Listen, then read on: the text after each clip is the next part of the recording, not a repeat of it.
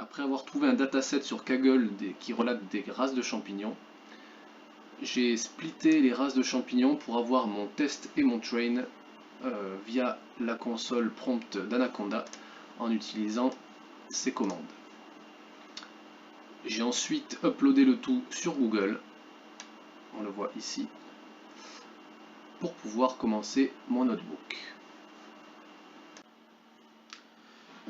Une fois arrivé sur Google Colab, voici le workflow adopté. Donc on charge le runtime pour mettre le notebook en GPU. Donc c'est simplement en allant sur exécution, modifier le type d'exécution et en mettant GPU pour que les époques aillent plus vite. On monte le drive pour avoir accès à l'upload qu'on vient de réaliser. On dézippe le fichier avec cette commande pour le mettre dans un dossier et pouvoir accéder aux photos. On installe les librairies. On importe tout, on crée la variable qui contiendra le pass de l'accès au train du dataset, on crée un data loader qui nous permet, grâce à l'API DataBlock, voilà, d'accéder pareil au chargement des données. On récupère la data, on visualise un petit peu tout ce qu'on a en termes de data, donc là on voit bien que c'est différentes races de champignons, hein, comme dans le dataset initial. On crée un réseau de neurones, qui est ici, on lance les 6 époques, donc là je vous ai épargné, mais ça a mis voilà, 8 minutes pour la première époque et ensuite 23 pour les suivantes, j'en ai mis 10.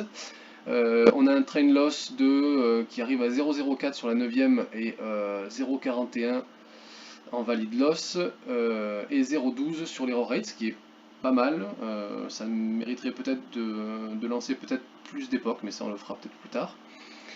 Voilà, ensuite on analyse le modèle créé, on affiche la matrice de confusion, on affiche les 10 images qui ont le plus de loss et les plus élevées avec la méthode plot. Voilà, ça sont les images où ça a été un petit peu difficile.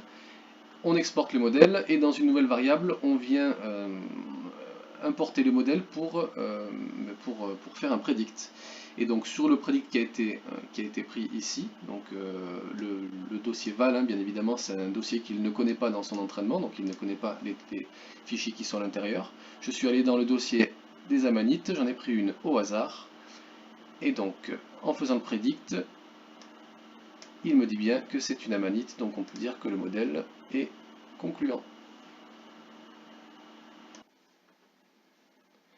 Après donc avoir fini l'entraînement du modèle, on le télécharge en .pkl et c'est ce .pkl qu'on va implémenter dans notre fichier Python pour pouvoir, par l'intermédiaire de Streamlit, démarrer l'application pour uploader son image. Donc voilà comment ça se présente. On importe donc Streamlit, on importe le modèle PKL ici, on vient chercher une image pour la présentation, on resize l'image, un petit peu tout ça. Ensuite on lance via la console voilà, le point .py directement dans le prompt, et ça nous donne voilà, cette application web. On va pouvoir donc charger un fichier. Donc là, je suis dans le dossier val, donc le dossier val qu'il ne connaît pas dans l'entraînement. J'ai choisi la famille, là, hasard, Russula. On va prendre un champignon au hasard. On ouvre. Hop. Donc voilà le champignon. On va faire un prédict dessus. Et donc l'algorithme de prédiction classe ce champignon comme faisant partie du genre des Russula. Donc notre algorithme qui avait une accuracy de 84,5% est correct sur cette image. Voilà cette application web qui est terminée. Nous avons pour projet maintenant de retravailler le dataset pour reclasser les familles de champignons parce que nous n'avons que 9 jusqu'à présent, ce qui n'est pas assez grand. Donc on veut ajouter des familles pour que l'entraînement soit plus précis. On souhaite développer une application web qui puisse accéder à l'appareil photo dans le cadre d'une utilisation mobile. Voilà, ça permettrait à l'utilisateur d'utiliser cette petite application en live, par exemple pendant des randonnées, des choses comme ça.